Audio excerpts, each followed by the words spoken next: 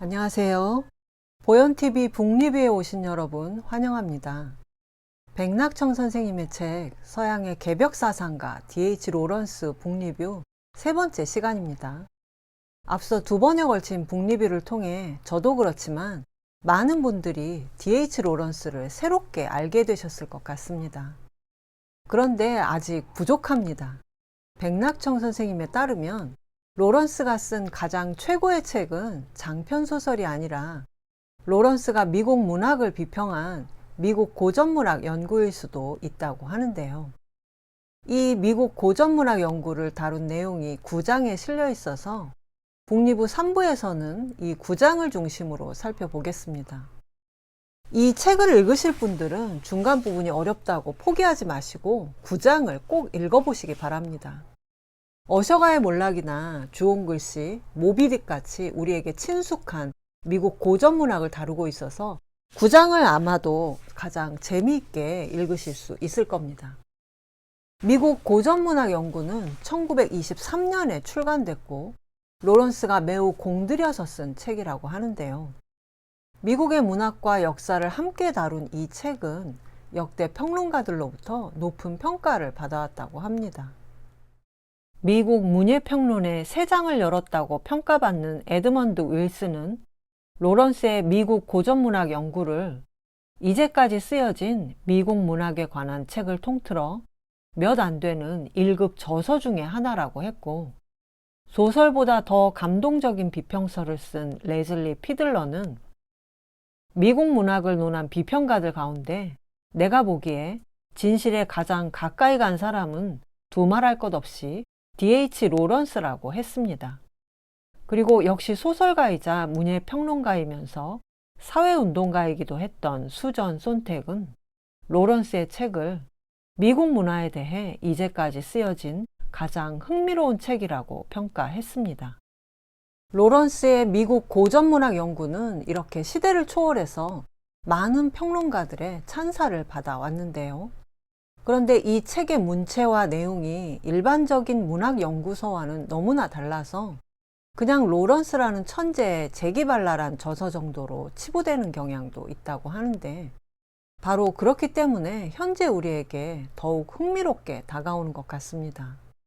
우선 이 책의 서문에 들어있는 로런스의 포부는 이렇습니다. 좋다 미국인들아, 어디 한번 해내는 걸 보자. 어서 그 대단한 짐승을 자루에서 꺼내보려무나. 자루에 들어있는 게 확실하기나 하다면 말이다. 자, 미국이 낳아놓은 지 한참 되는 포대기에 쌓인 갓난아기 상태의 진실을 누군가가 꺼내올 때가 이제 되고도 넘었다. 아무도 안 돌봐줘서 아이는 어지간히 말라가고 있을 게다. 이렇게 특이하고 기발한 출발에도 불구하고 로런스의 비평은 미국의 역사에 관한 미국인들의 주장이 아닌 미국에서 이루어진 경험 자체를 중시하는 과학적인 자세와 미국 역사의 진실을 다루고 있다는 점에서 문학 비평의 원칙에서 결코 벗어나 있지 않다고 합니다. 최초의 미국인들은 어째서 유럽에 그냥 살지 않고 아메리카 대륙으로 건너갔는가? 이 질문에 대해 미국을 포함한 대부분의 나라 교과서에는 17세기 초 청교도들이 대서양을 건넌 이유가 종교의 자유를 찾아서라고 돼 있고, 종교의 자유를 포함한 자유를 미국의 꿈의 핵심으로 제시합니다. 그런데 로런스는 이런 통설이 미국인들 자신의 거짓말이라고 단정합니다. 자, 내 말을 듣고 그의 말을 듣지 마라. 그는 당신이 기대하는 거짓말이나 들려줄 게다. 그리고 그건 거짓말을 기대했던 당신의 잘못이기도 하다. 그는 예배의 자유를 찾아서 온 것이 아니다. 1700년의 시점에 이르러 영국은 미국보다 예배의 자유가 훨씬 많았다. 그것은 자유를 원했기 때문에 고향에 남아서 싸웠던 영국인들에 의해 획득된 자유였다. 싸워서 얻어낸 것이다. 예배의 자유라고? 뉴 잉글랜드 최초 100년의 역사를 읽어나 봐라. 아무튼 자유라고? 자유인의 땅. 이게 자유인의 땅이라니. 아니, 내가 그들 마음에 안 드는 소리를 조금이라도 하면 자유로운 폭도들이 나를 린치할 판이다. 그게 바로 나의 자유다. 자유라고 도대체 나는 이 나라에서처럼 개인이 참담하게 자기 동포들을 겁내는 나라에 가본 적이 없다. 왜냐하면 내가 말했듯이 이 나라에서는 개인이 남들하고 다르다는 것을 드러내는 순간 그를 린치할 자유가 있기 때문이다. 그들 최초 청교도 이민자들과 그 후계자들은 자유를 위해 오지 않았다. 혹시 그랬다면 그들은 서글플 만큼 자신을 배반한 거다. 놀라울 정도로 파격적인 로런스의 이 주장에 대해 백낙청 선생님은 역사적으로 볼 때 1700년 당시 미국의 뉴잉글랜드보다 잉글랜드, 영국에 더 많은 종교의 자유가 있었고 미국의 청교도 정착지에서 다른 종파들에 대해 혹독한 박해가 있었다는 것은 어김없는 역사적 사실이라고 하십니다. 자유의 본질에 대해서도 로런스는 정말 자유를 원하는 사람들은 고향에 남아 싸워서 쟁취하게 마련이고 단순히 누구의 지배를 받지 않고 자기 하고 싶은 대로 하기 위해 딴 세상으로 달아나는 것은 진정한 자유가 아니라고 합니다.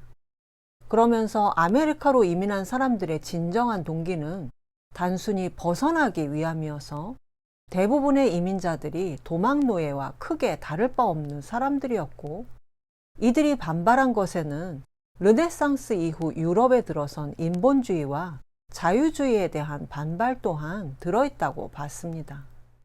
미국 건국의 아버지들 가운데 한 사람인 벤자민 플랭클린은 무일푼으로 출발해서 자수성가한 사업가이자 정치가이자 미국 재헌의회의 중요 인물이었고 건국 후 초대 우정장관을 지낸 과학자이면서 발명가이기도 한 인물입니다.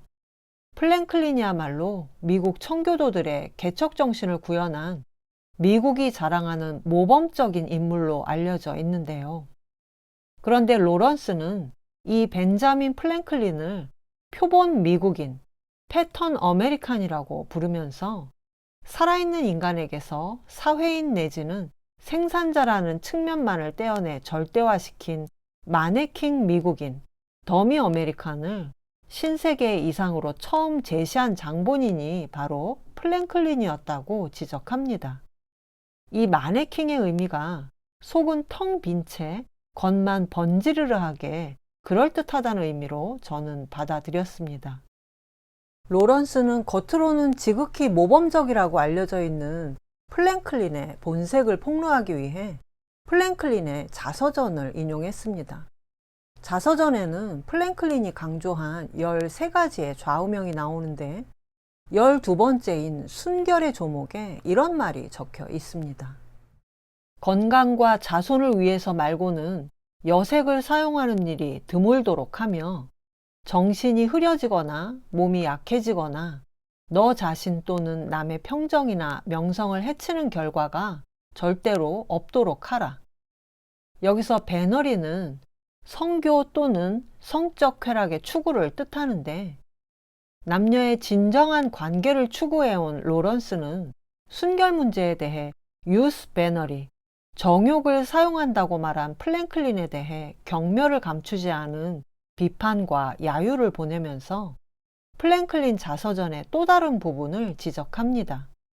플랭클린이 원주민들이 밤새 술 먹고 떠들던 이야기를 하고 나서 대지의 경작자들, 즉 미국인들에게 자리를 마련해 주기 위해 이들 야만인들을 멸절시키는 것이 하나님의 섭리가 계획한 바라면 럼주야말로 그 지정된 수단이라는 것이 실제로 있을 법한 일이다. 미국 땅의 원래 주인이었던 인디언 원주민들에게 럼주를 먹인 뒤 학살하는 것이 하나님의 섭리라는 이런 주장을 플랭클린이 서슴지 않았던 건데요. 백낙청 선생님은 벤자민 플랭클린의 이런 태도를 정착 식민주의의 전형적인 태도라고 하셨습니다.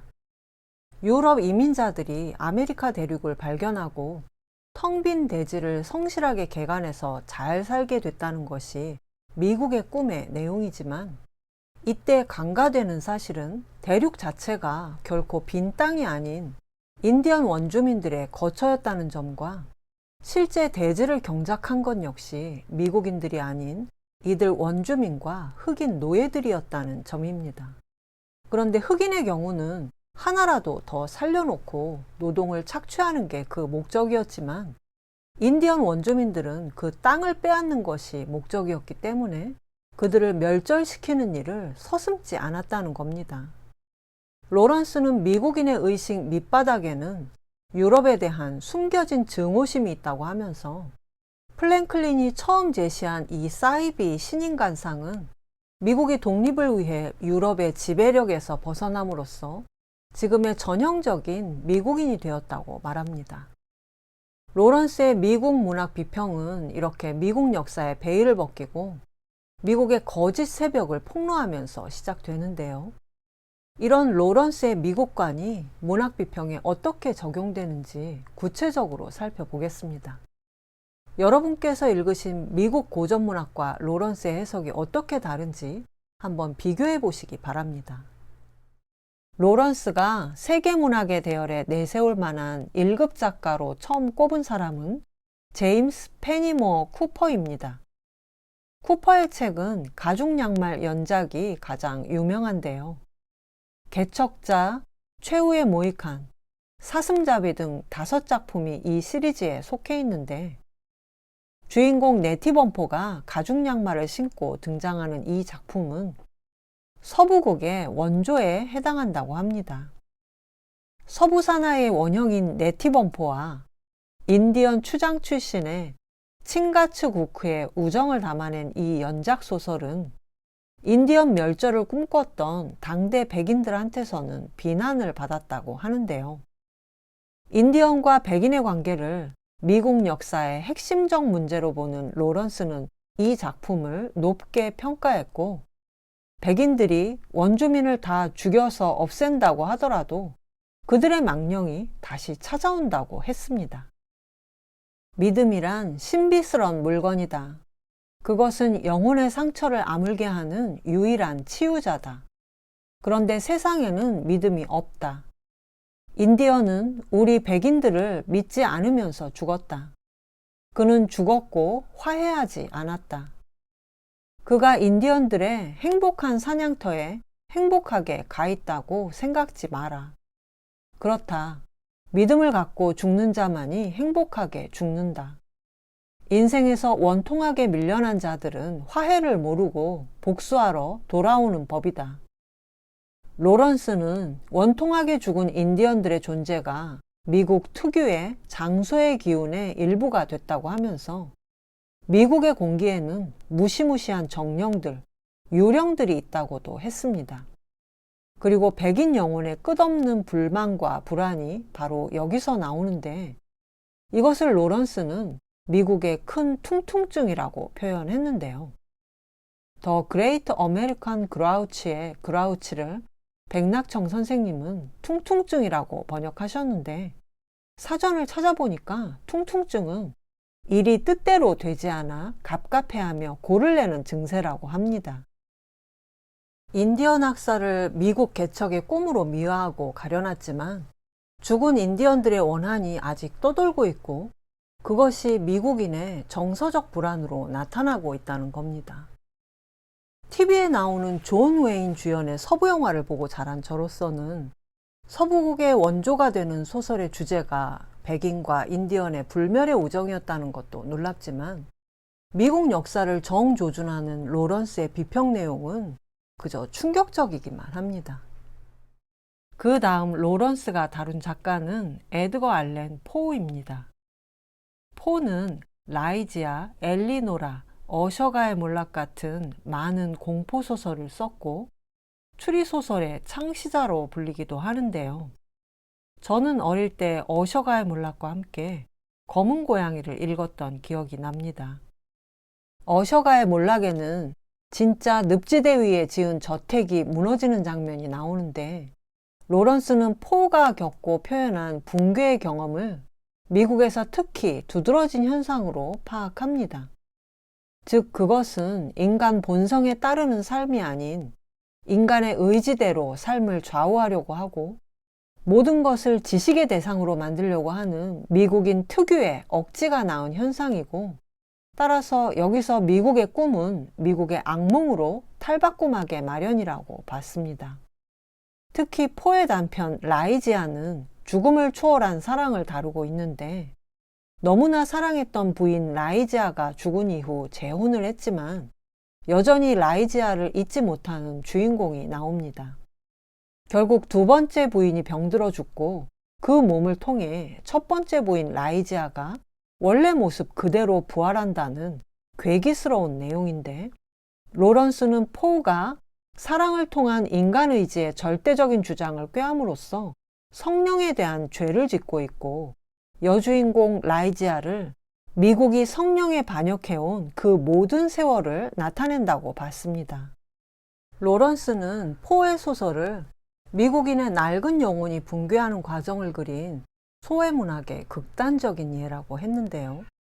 붕괴의 과정을 사실적으로 그린 것만으로는 진정한 예술이 되지 못하고 오히려 통속화되기 쉽지만, 그러나 포가 자기 붕괴의 과정을 완전히 깨어있는 의식으로 지켜본 것은 살아있는 영혼의 증언이라고 높이 평가했습니다. 포 속의 인간 영혼은 미쳐나갈 지경이었다. 그러나 잃어버린 영혼은 아니었다. 그는 사태가 어떤지를 우리가 알 수 있도록 우리에게 명백히 말해 주었다. 그는 인간 영혼의 동굴과 지하실과 무시무시한 지하 통로회로의 모험자였다. 그는 자신의 운명적 몰락의 끔찍함을 알리고 경종을 울렸다. 그는 운명의 선고를 받은 몸이었다. 그는 더 많은 사랑을 원하면서 죽어갔고 사랑이 그를 죽였다.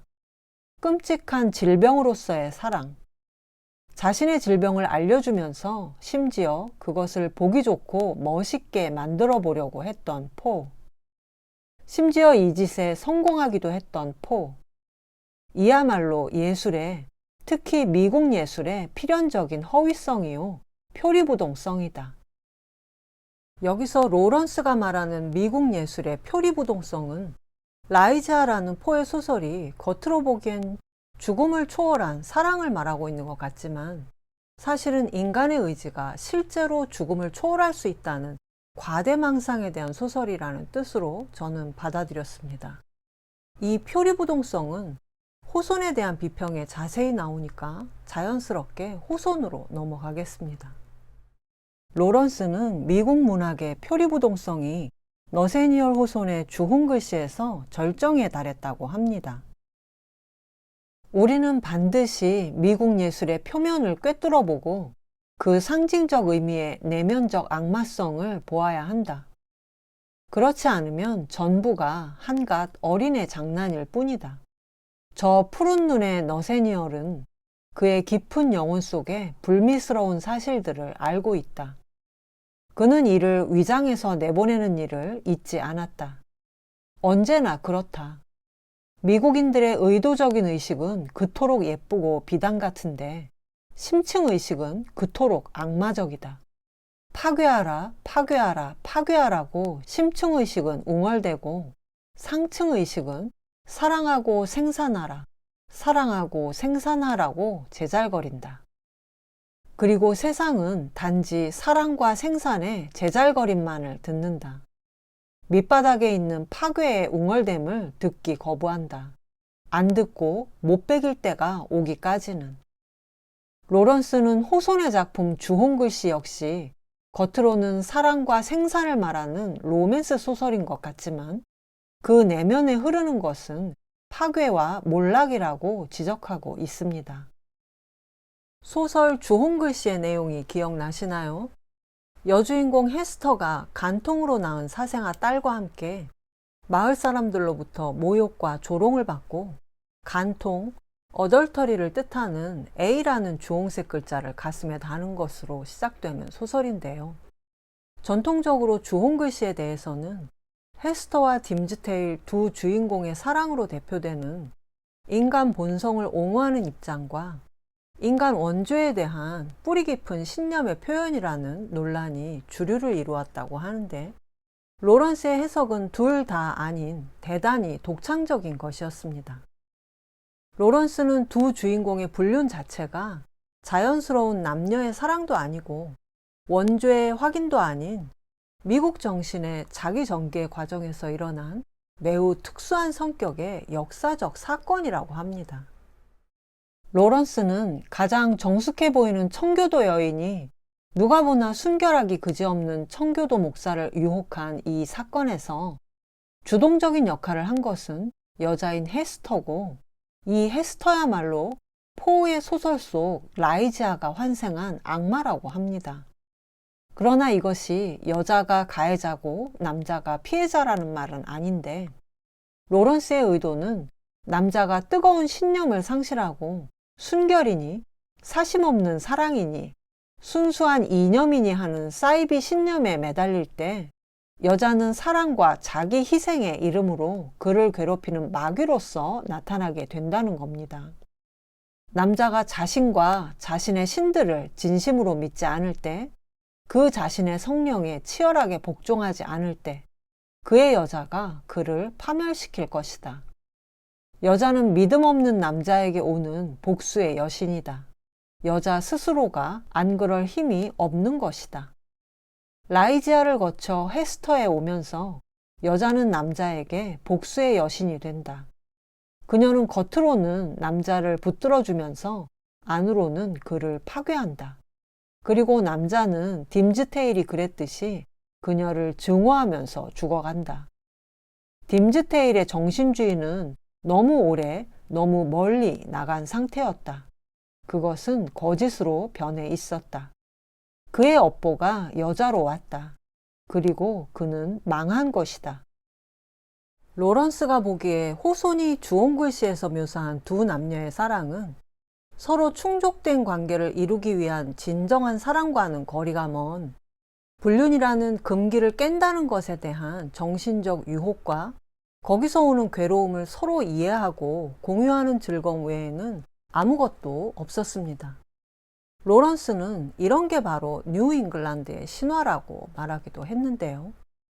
그러나 똑같이 절망적인 붕괴의 과정을 기록하면서도 포가 이루지 못한 청교도 사회에 대한 구체적인 묘사라든가 등장인물들의 도덕적 선택의 여지가 완전히 없어지지는 않았다는 점, 그리고 역사적인 안목을 더 견지했다는 면에서 로런스는 포보다는 호손이 좀 더 진화된 더 큰 작가라고 평가했습니다.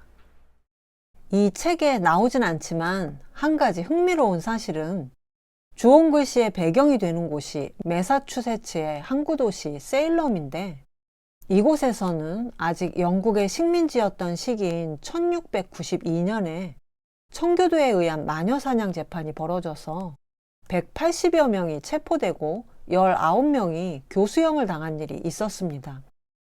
이때는 이미 영국 본토에서는 마녀 재판이 사라진 지 오래였지만 세일럼의 개척민들이 서로 정적을 고발하고 재산을 빼앗기 위해 마녀 재판을 이용했기 때문에 미국 역사의 오점으로 남아있게 된 사건인데, 호손의 외할아버지가 바로 이 세일럼 마녀 재판의 판사 중 한 사람이었다고 합니다.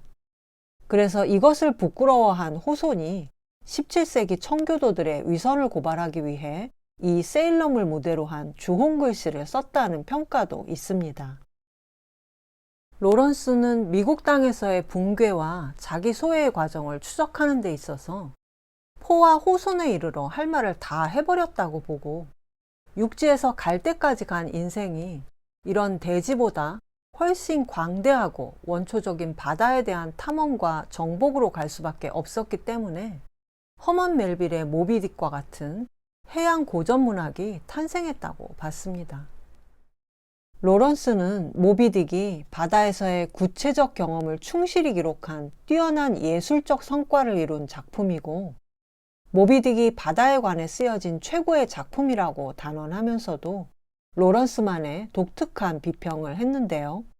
흰골의 모비딕을 악의 상징으로 보는 대다수의 의견과는 달리 로런스는 모비딕이 악의 상징이 된 것은 에이업 선장이라는 광인의 머릿속에서 일어난 망상 때문이라고 합니다. 지금 우리가 보기에도 현실에서 순한 젖먹이 동물인 고래를 두고 악의 상징 운운한 것이 더 엉뚱한 일인 것도 같습니다.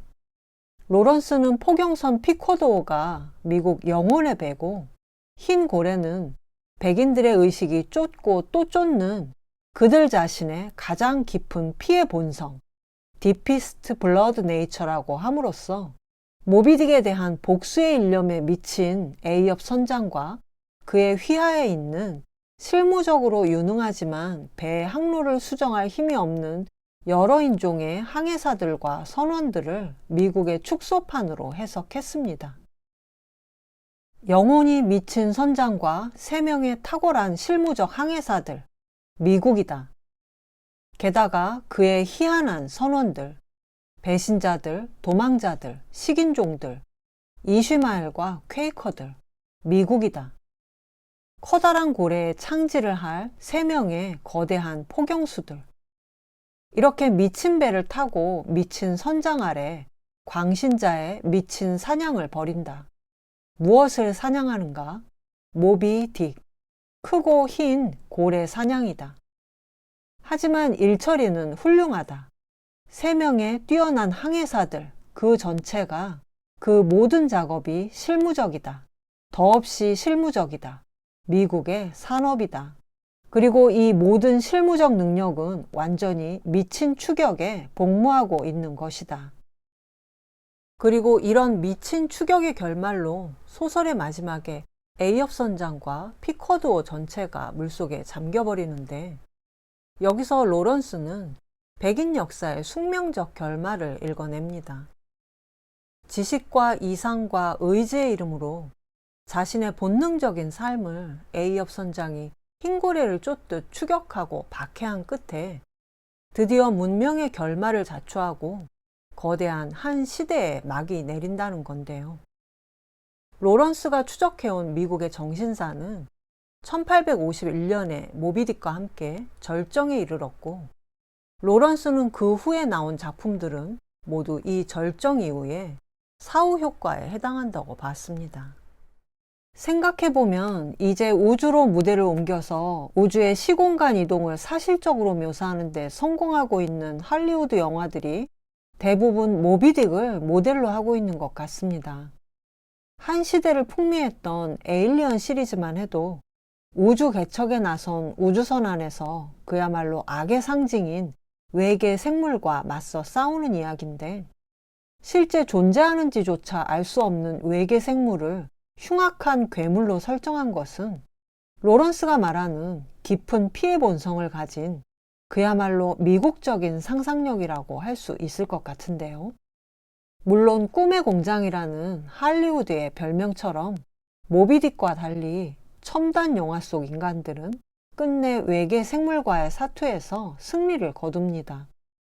마치 미국인이 원주민을 학살하고 그 땅을 차지한 것처럼 외계 생물과 맞닥뜨리는 순간 상대방을 죽이지 않으면 자신들의 역사가 거꾸로 반복될 것처럼 여기는 것은 미국인들의 악몽일 수밖에 없습니다. 그러나 이제는 그 악몽마저도 미국식으로 바꿔서 로런스가 말한 마네킹 미국인이 이제 마네킹 영웅으로 업그레이드 돼서 미국이 지구를 구한다는 착각을 전 세계에 심어놓고 있는 게 아닐까요? 어떠신가요? 여러분이 읽으신 미국 고전을 미국 정신의 붕괴와 몰락이라는 전혀 새로운 시각에서 파헤친 로런스의 해석이 마음에 드시나요? 어디서도 들어본 적 없는 미국 역사와 미국인들에 대한 신랄한 비판과 분석이 저한테는 매우 충격적으로 다가왔는데요. 특히 그동안 우리가 서양에 대해 가진 이미지가 주로 미국 영화나 소설을 통해서 갖게 된 건데, 미국의 꿈으로 포장된 이런 이미지들을 로런스 덕분에 포장지를 좀 벗기고 볼 수 있을 것 같습니다. 로런스의 미국 고전문학 연구는 월트 휘트먼에서 끝이 납니다. 휘트먼은 육체적인 사랑을 대담하게 찬미하고 만물과의 공감을 노래한 시인인데, 로런스는 휘트먼이 남녀 간의 사랑을 넘어 남자들 간의 사랑, 그리고 이어서 죽음을 노래하는 데까지 나아간 것을 높이 평가하면서 육신에 대한 영혼의 우월성을 고집하지 않고 육신과 분리된 영혼을 명백하게 부정한 휘트먼의 시가 미국 예술의 고질병인 표리부동성을 처음으로 극복했다고 봤습니다.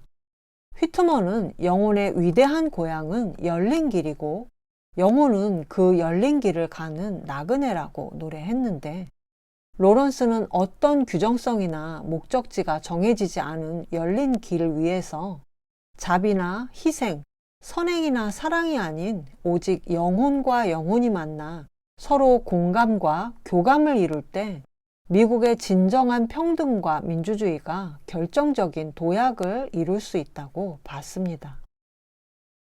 백낙청 선생님은 휘트먼의 열린 길에 나선 영혼의 공감으로 대표되는 서구 사상의 대전환을 보다 폭넓게 사유하기 위해서는 후천개벽 같은 동아시아 사상이 요구된다고 보셨습니다.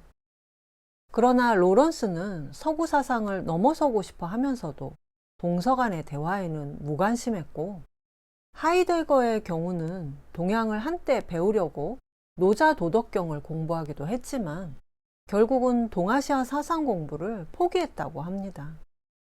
이제 백낙청 선생님께서 평생 이어오신 로런스 연구를 통해 동서 사상의 회통 가능성을 진지하게 학문적으로 탐색하고 계신 건데요. 이 책의 11장에는 로런스의 시 죽음의 배를 윤회와 연기, 천도, 열반 같은 동아시아 불교의 개념으로 해석할 수 있다고 하시면서 로런스를 계기로 동서의 대화의 시작이 가능하다는 점을 강조하셨습니다. 이 책을 읽으면서 그동안 사서나 노자 같은 동양 고전을 중심으로 공부해온 저 같은 경우는 서양 문학 비평의 용어들이 무척 낯설고 어려웠는데요. 영문학이나 문예 비평을 많이 읽어오신 분들은 후천개벽이나 개벽사상이란 말 자체가 아마 어려우셨을 겁니다. 우리 사회도 이렇게 양분되어 있기 때문에 동양과 서양의 만남 이전에 우리 사회에서 먼저 동서의 만남이 있어야 한다는 것을 깨닫게 했다는 것에 이 책에 의의가 있는 것 같습니다. 특히 중국 고전 연구에서 출발해 동경대전 역주와 함께 수은의 개벽 사상에 도달하신 도을 선생님과 서양의 로런스 문학 연구에서 출발해 50년간 우리 사회 문제 논쟁에 참여해 오신 백낙청 선생님이 도달하신 곳 역시 우리의 개벽 사상이라는 점은 우리를 중심으로 동양과 서양이 직접 만나 회통할 수 있는 시기가 멀지 않았다, 눈앞에 다가왔다는 하나의 징조가 아닌가, 이런 생각이 드는데요. 이것으로 3번에 걸친 서양의 개벽 사상과 D.H. 로런스 북리뷰를 모두 마치겠습니다. 끝까지 들어주셔서 대단히 고맙습니다.